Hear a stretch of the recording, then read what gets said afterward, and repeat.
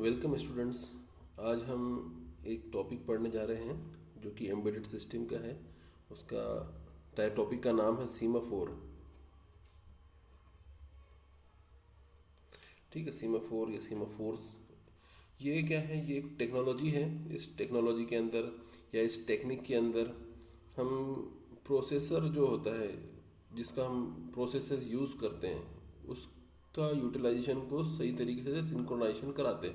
इसको अगर मैं इजी लैंग्वेज में कहूँ तो फॉर एग्जांपल हमारे पास अगर सीपीयू है। अब सीपीयू मतलब प्रोसेसिंग यूनिट है, ये एम्बेडेड सिस्टम का पार्ट है। अब इस सीपीयू को यूज़ करने के लिए फॉर एग्जांपल एक प्रोसेस वन, या इसको P1 नाम दे देंगे अपन। ये प्रोसेस वन इसके पास इसको यूज़ करने के लिए अगर आ गया तो ये क्या होगा, सीपीयू को यूज़ करेगा और सीपीयू इसके जितने भी इंस्ट्रक्शन सेट है इसको इस प्रोसेस को एग्जीक्यूट करेंगे, और ये प्रोसेस जब कंप्लीट हो जाएगा तो फिर सीपीयू फ्री हो जाएगा। तो जब तक ये प्रोसेस वन सीपीयू एग्जीक्यूट करता रहेगा तो सीपीयू जो है इन प्रोसेस होगा। ठीक है, यानी कि वो बिजी रहेगा, फ्री नहीं रहेगा। तो प्रोसेस वन अगर इसमें एंटर हो गया तो सीपीयू बिजी हो जाएगा। और सीपीयू जो है इसको हम रिसोर्स कहते हैं। ये रिसोर्स है, ये हमें एक सर्विस प्रोवाइड करके देता है। जो भी प्रोसेस आता है उस प्रोसेस को एग्जीक्यूट करता है। तो अब ये बिजी हो गया प्रोसेस वन के लिए, तो रिसोर्स हमारे पास खत्म हो गए, रिसोर्स अवेलेबल नहीं है। एस इक्वल टू एस, अगर हमारे पास रिसोर्स की अगर वैल्यू में एस से डिनोट करूँ कि हमारे पास रिसोर्स अवेलेबल है या नहीं है, तो रिसोर्स जो है फिलहाल एक ही सीपीयू है और वो भी चला गया, तो अभी रिसोर्स हमारा ज़ीरो हो गया।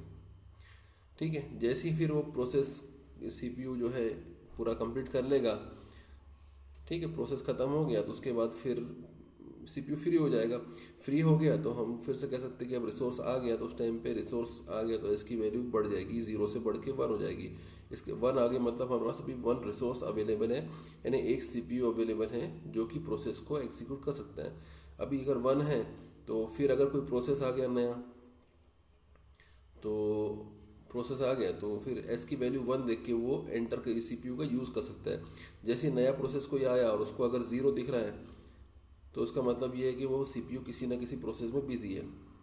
अगर नया प्रोसेस अगर फॉर एग्जांपल प्रोसेस टू या P2 आ गया तो और उसने देखा कि एस की वैल्यू क्या है, ज़ीरो है। एस की वैल्यू अगर ज़ीरो दिख रही है इसका मतलब ये है कि सीपीयू किसी प्रोसेस में बिजी है। और फिर उसको क्या करना होगा, उसको वेट करना पड़ेगा। उसको वेट करना पड़ेगा। कब तक वेट करना पड़ेगा? जब तक कि एस की वैल्यू वन नहीं हो जाती। क्योंकि एस की वैल्यू वन होने का हम क्या कर रहे हैं, हम इस तरीके से लॉजिक सेट कर रहे हैं कि सीपीयू जैसा फ्री हो जाता है, यानी प्रोसेस कंप्लीट हो जाता है, तो सीपीयू फ्री होने के बाद हम क्या करेंगे, ज़ीरो को बढ़ा के वन कर देंगे। जैसे वन कर देंगे तो जो नया प्रोसेस आ रहा है वो एस को देखेगा, उससे मालूम करेगा कि सीपीयू फ्री है कि बिजी है। अगर ज़ीरो है इसका मतलब ज़ीरो, एक भी सीपीयू खाली नहीं है। अगर एक ही सीपीयू है तो वो भी बिजी है। ठीक है, जैसे प्रोसेस कंप्लीट हो जाएगा तो सीपीयू इसके एस की वैल्यू वन कर देंगे। तो नया प्रोसेस जो भी आता है वो एस को देख के समझ जाएगा कि सीपीयू फ्री है कि नहीं है, उसकी प्रोसेस को कंप्लीट करने के लिए कोई सीपीयू अवेलेबल है भी कि नहीं। तो अगर एस की वैल्यू ज़ीरो मिलता है इसका मतलब कि एक भी सीपीयू खाली नहीं है, फ्री नहीं है, तो फिर वो क्या करेगा, वेट करेगा। कब तक वेट करेगा? जब तक कि एस की वैल्यू जो है वन नहीं हो जाती। जैसे एस की वैल्यू वन हो गई तो समझ लो कि अब वो रेडी है प्रोसेस सीपीयू के अंदर एंटर होने के लिए। फिर वो सीपीयू में जाएगा और सीपीयू फिर उसको एग्जीक्यूट करेगा। फिर जैसे ही वो सीपीयू में एंटर होता है तो उस टाइम पे इसका काम है, जैसे ही वेट अंदर चला गया तो ये वेट ने क्या करना चाहिए, सीपीयू को यूज़ अगर कर रहा है वेट, ये जो नया प्रोसेस है ये वेट कर रहा था। जैसे ही वन हो गया, वन होने के बाद क्या करेगा, जैसे वेट करा उसके बाद क्या होगा, थोड़ी देर बाद मालूम पड़ा कि एस की वैल्यू वन हो गई, मतलब सीपीयू फ्री हो गया, एक सीपीयू फ्री हो गया। फिर जैसे ही एस इक्वल टू वन हो गया तो वो क्या करेगा, वो प्रोसेस सीपीयू में एंटर होगा। जैसे सीपीयू में एंटर होगा तो उसको चाहिए कि वो एस को जो है फिर से ज़ीरो कर दे, क्योंकि वो भी सीपीयू का यूज़ कर रहा है ना। सीपीयू का वो यूज़ करेगा तो जब तक सीपीयू बिजी दिखाना चाहिए तो एस को उसने ज़ीरो कर देना चाहिए। तो ये है, इसमें यहाँ पे क्या हुआ, डिक्रीमेंट हुआ है। यहाँ पे एस की वैल्यू डिक्रीमेंट हुई है। ठीक है, और यहाँ पे एस की वैल्यू जो है यहाँ पे क्या हुई, इंक्रीमेंट हुई। तो ये समझ में आता है कि जैसी कोई जैसी कोई प्रोसेस ख़त्म होती है या प्रोसेस सीपीयू से बाहर निकलती है, काम ख़त्म करके बाहर निकली, यानी एग्जिट टाइम पे क्या करेंगे, एस की वैल्यू को हम बढ़ा देंगे, एस की वैल्यू को बढ़ा देंगे। और जैसी सीपीयू एस की वैल्यू बढ़ के वन हो गई, मतलब ये कि सीपीयू जो है रिसोर्स जो है वो फ्री अवेलेबल है।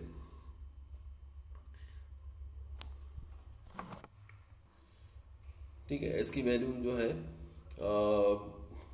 एस की वैल्यू जो है जैसे ही प्रोसेस कंप्लीट हो गया तो उसके बाद एस की वैल्यू हम क्या करेंगे, बढ़ा देंगे। तो ये जो बड़ी हुई वैल्यू मिल रही है हमको, इससे क्या मालूम पड़ रहा है हमको कि सीपीयू जो है अभी फ्री है।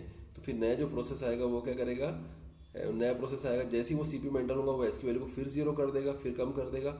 इसके बाद जैसे ही वो जीरो वैल्यू कर दिया उसने, तो आपको अगर लाइन में अगर और प्रोसेस है, प्रोसेस P3 है, P4 है, ये और लाइन में एक दो प्रोसेस और वेटिंग में आ गए, तो ये दोनों क्या करेंगे, ये वेट करते रहेंगे। कब तक वेट करेंगे, जब तक कि एस की वैल्यू फिर से 0 से 1 नहीं हो जाती। तो एस की वैल्यू को 0 से 1 करने का काम कौन कर रहा है, वो प्रोसेस करेगा जो सीपीयू से बाहर निकल रहा, मतलब काम खत्म करके बाहर आ गया, वो क्या करेगा, इसकी वैल्यू को इंक्रीमेंट करेगा। तो यहाँ पे एग्जिट टाइम पे, यानी प्रोसेस जब एग्जिट होगा तो ये जो है एस को इंक्रीमेंट करेगा।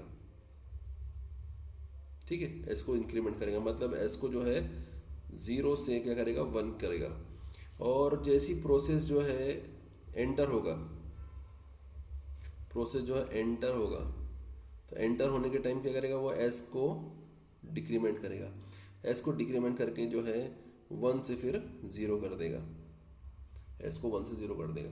अब ये जो है इंक्रीमेंट करने का काम, डिक्रीमेंट करने का काम, ये कोई प्रोसेस नहीं करता, बल्कि इसके लिए एक स्पेशल फंक्शंस बनाए हुए हैं जिनको एटॉमिक फंक्शंस कहते हैं। वो एटॉमिक फंक्शंस का नाम है, पहला तो फंक्शन है वेट, एक फंक्शन वेट है, इसको भी हमको एस पास करना पड़ता है। एस वेरिएबल है, एस एक इंटीजर वेरिएबल है जिसमें 0 1 सेव हो रहा है।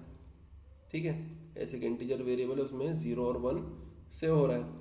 तो ये वेरिएबल फंक्शन को पास करते हैं। वेट एक फंक्शन है जिसको एस पास करना होता है।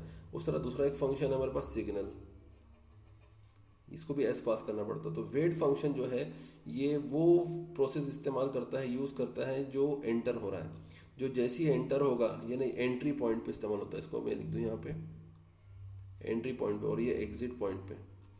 तो जैसे ही कोई नया प्रोसेस आता है वो वेट फंक्शन में एंटर होता है। तो वेट फंक्शन क्या करता है, वेट फंक्शन को अगर हम देखें, इसका अगर सूडो कोड समझे, तो ये एक फंक्शन है। इस फंक्शन में सबसे पहले हम चेक करेंगे कि एस की वैल्यू जो है वो क्या है। तो एस की वैल्यू अगर 0 नहीं है, अगर एस की वैल्यू 0 नहीं है, इसका मतलब कि सीपीयू अवेलेबल है। सीपीयू 0 मतलब कि नहीं है, 1 मतलब है, 0 नहीं मतलब अवेलेबल है। तो उसने डायरेक्टली वो क्या करेगा, डिक्रीमेंट करके एस की वैल्यू को कम करेगा और प्रोसेसर में एंटर हो जाएगा, प्रोसेसर एंड सीपीयू में एंटर हो जाएगा। और अगर वो 1 अगर 0 है, तो जब तक वो 0 है तो हम यहाँ लिखेंगे, एक लूप बनाना पड़ेगा हमको, while S is equal to 0 और लेस देन इक्वल टू 0। जब तक वो 0 पे है तब तक ये सेमी कॉलन लगा दिया मैंने यहाँ। सेमी कॉलन का मतलब ये होता है कि ये लूप चलता रहेगा, ये लूप यहीं पे चलेगा। ठीक है, या फिर इसको अगर आप अच्छे से दूसरे तरीके से समझना है तो सेमी कॉलन अगर नहीं लगाते तो यहाँ पे हम लिखेंगे कुछ ऐसा टाइम पास इंस्ट्रक्शन से, डू नथिंग, कुछ नहीं करना है। जब तक एस की वैल्यू 0 या 0 से कम है, मतलब कोई पॉजिटिव वैल्यू नहीं है उसके अंदर, मतलब एक भी प्रोसेसर खाली नहीं है, तब तक टाइम वेस्ट करते रहो। तब तक जो है नया प्रोसेसर, जब भी नई process I, for example process 2 आई, तो प्रोसेस 2 वेट फंक्शन में एंटर होंगी और वो यहाँ पे टाइम वेस्ट करेगी तब तक जब तक वो देखते रहेगी अभी सीपीयू खाली हुआ कि नहीं हुआ। जैसे ही खाली हुआ फौरन जो है वो क्या करेगी, उसके बाद S equals to S minus 1 decrement कर देंगे एस को, और उसके बाद अब वो सीपीयू में एंटर होकर अपना काम कंप्लीट करेगी। तो ये एंट्री पॉइंट फंक्शन है। जैसे ही नया प्रोसेस आता है सबसे पहले वो ये करता है, देखता है कि सीपीयू खाली है कि नहीं। अगर खाली नहीं है तो वो कुछ ना वो वहाँ पे वेट करता रहेगा, ये लूप चलता रहेगा। कब तक चलेगा, जब तक कि एस की वैल्यू जो है 0 से बढ़ नहीं जाती, क्योंकि ये जो है जब तक ट्रू रहेगा व्हाइल लूप चलता रहेगा। जैसे ये फॉल्स होगा व्हाइल लूप से बाहर आएगा। ये फॉल्स कब होगा, जब वैल्यू 0 से 1 होगी, यानी जैसे कोई सीपीयू खाली हुआ ये जो है 0 से 1 होगा और ये कंडीशन जो फॉल्स हो जाएगी, व्हाइल से बाहर आएगी और बाहर आने के बाद सीधा S equal to S minus 1 करके ये वेट फंक्शन कंप्लीट होगा। और जो प्रोसेसर है वो यहाँ से जैसे बाहर निकला, व्हाइल में से बाहर निकला, मतलब ये कि ये वो अब आगे सीपीयू में एंटर हो सकता है। इसका मतलब ये, इसको हम यहाँ पे क्या कर रहे हैं, ब्लॉक करके रख रहे हैं। यहाँ पे जो भी नई प्रोसेसर है इसको हम यहाँ पे ब्लॉक कर रहे हैं, नई प्रोसेस को यहाँ पे ब्लॉक कर दे रहे हैं एक लूप के अंदर। जैसे ही वो सीपीयू खाली होता है उसको हम छोड़ देंगे, जाके वो सीपीयू यूटिलाइज कर लेगा। और जैसे ही सीपीयू में यूटिलाइज किया हमने, इसकी वैल्यू फिर से माइनस करके फिर 0 कर दिए, ताकि नई जो प्रोसेस आ रही होंगी वो देखेगी कि अभी जो है नई प्रोसेस जैसी आएगी वो देखेगी कि यहाँ पे जो है CPU खाली है या नहीं है, वो S की वैल्यू देख के समझ जाएगी। S की वैल्यू माइनस कर दी है हमने यहाँ पे, इसका मतलब S की वैल्यू हो जाएगी 0, और फिर नई प्रोसेस जो आएंगी वो 0 देख के फिर वो वेट फंक्शन में वेट करते रहेगी जब तक कि फिर 1 नहीं होता। ये हो गया। उसके बाद जब प्रोसेस यहाँ से ये कंप्लीट करने के बाद वो कहाँ जाएगा, फंक्शन प्रोसेस वो जाएगा CPU में। CPU का काम कंप्लीट होने के बाद फिर वो कॉल करेगा फंक्शन को सिग्नल, जो सेकंड नंबर का जो फंक्शन है, एग्जिट टाइम पे इसको कॉल करेगा सिग्नल फंक्शन को। सिग्नल को S पास हो जाएगा, फिर वो S को फिर ये चेक करेगा। इसको चेक करने की ज़रूरत नहीं है क्योंकि ये तो कंप्लीट कर दिया, काम कंप्लीट हो चुका। काम कंप्लीट हो, जैसे काम कंप्लीट हुआ तो हमने क्या बोले थे कि जैसे प्रोसेसर काम कंप्लीट करेगा वो 0 को फिर 1 कर देगा, ताकि मालूम पड़ जाए कि CPU खाली हो चुका है। ठीक है, जैसे हम कोई चीज़ लैपटॉप जैसे यूज़ कर रहे हैं और जैसे वहाँ से हट गए हम तो उसको स्विच ऑफ कर देते हैं, तो फिर वो कोई और उसको यूज़ कर सकता है। जैसे कोई भी एक रिसोर्स है उसको अगर हम यूज़ कर रहे हैं और हम अपना यूज़ करना छोड़ दिए तो हम उसको फ्री कर देते हैं। तो वैसे ही फ्री करने का मतलब ये है कि इसको जो है फिर से बढ़ा के 1 कर देना है। तो इसका काम क्या रहेगा, ये S को बढ़ा देगा, S=S+1 कर देगा। तो सिग्नल फंक्शन का काम क्या है, वो S की वैल्यू को 1 से बढ़ा देता है। तो S की वैल्यू अगर 0 थी, मतलब एक भी खाली नहीं था प्रोसेस, और वो एक फंक्शन है, एक प्रोसेस है जो CPU के अंदर यूज़ कर रहा था, वो CPU से जैसा निकलेगा तो ये एग्जिट टाइम पे इसको कॉल कर देगा। एग्जिट टाइम पे इसको कॉल कर जाते जाते क्या करेगा, सिग्नल फंक्शन कॉल कर देगा और S की वैल्यू को बढ़ा देगा, ताकि आने वाली प्रोसेस को मालूम पड़ जाए कि अभी CPU अवेलेबल है। तो यही सब कुछ जो है मैनेजमेंट को कहते हैं हम सीमाफोर। सीमाफोर क्या है, ये मेमोरी इस तरीके से CPU रिसोर्स को मैनेज करने के लिए इस्तेमाल करते हैं, ताकि जो है कोई ऐसी प्रॉब्लम खड़ी ना हो कि एक CPU है और 4 प्रोसेस आ गई वहाँ पे और हर कोई चाहता है कि मैं इसको यूज़ करूँ। ऐसा हो सकता है कि एक CPU है और प्रोसेस 1, प्रोसेस 2, प्रोसेस 3, ये तीनों प्रोसेस एक साथ आ गए, तीनों में हर कोई चाहता है इसको यूज़ करना। तो फिर ये जो प्रोसेस है, ये क्रिटिकल सिचुएशन आ गई। इस प्रॉब्लम को कहते हैं critical section problem. Critical section problem. इस प्रॉब्लम का सॉल्यूशन जो है ये सीमाफोर करता है। सीमाफोर के जरिए हम क्या करते हैं, with the help of semaphore we resolve this critical section problem, that कि इसके अंदर जो है मल्टीपल प्रोसेस आती है एक CPU में। इसको हम क्या करते हैं, रोक के रखते हैं। एक प्रोसेस एंटर हो गई तो S की वैल्यू को हम फौरन क्या करते हैं, 0 कर देते हैं, ताकि प्रोसेस 2, प्रोसेस 3 अगर आ भी जाए तो वो S की वैल्यू 0 देख लेंगी तो क्या करेगी, वो यहाँ पे वेट करते रहेंगी। वो CPU का इस्तेमाल करेंगी नहीं, क्योंकि S की वैल्यू जैसी देख लेगी वो 0 है, इसका मतलब CPU फ्री नहीं है, तो वो भले पहले पहुँच जाएगी। एक प्रोसेस चल रही है तो वो वेट करते रहेंगी। जैसी प्रोसेस जो चल रही थी वो खत्म होगी तो जाते जाते वो क्या करेगी, S की वैल्यू बढ़ा देंगी। जैसी S की वैल्यू बढ़ जाएंगी तो जो भी पहले होगा वो एंटर होगा, जैसे वो एंटर होगा फिर से उसको 0 कर देगा, ताकि नेक्स्ट वाली एंटर ना हो सके। ठीक है, तो जो भी प्रोसेस एंटर होती है वो S की वैल्यू को 0 कर देती है, सबसे पहले 0 करती है। जैसे एंटर होंगी तो S की वैल्यू क्या करेगी, वो वेट में से बाहर निकलेगी। जैसे वेट में से बाहर निकली फौरन 0। वेट में से बाहर कब निकलेंगी, CPU फ्री होते ही। CPU फ्री होगा कैसा, CPU जैसे फ्री होगा S की वैल्यू 1 हो गई, 1 होगी तो बाहर निकला, सबसे पहले वो क्या करेगा, डिक्रीमेंट कर फिर 0 कर देगा। 0 करके बताएगा कि CPU मैं यूज़ कर रहा हूँ और वो अभी अवेलेबल नहीं है, तो बाकी जो आने वाली प्रोसेस है वो वेट में रहेंगी, वेट करते रहेगी।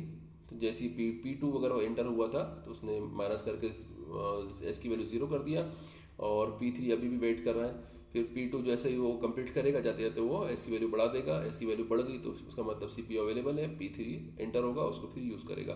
तो यही जो है एक वेरिएबल है। सीमाफोर क्या है, जस्ट एक इंटीजर वेरिएबल है।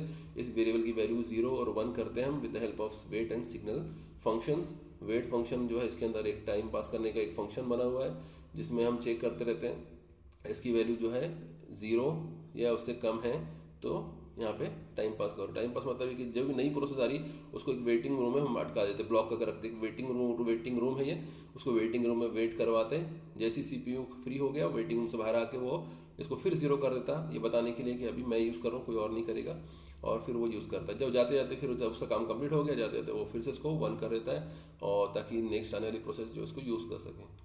उम्मीद करता हूँ कि आपको समझ गया होगा।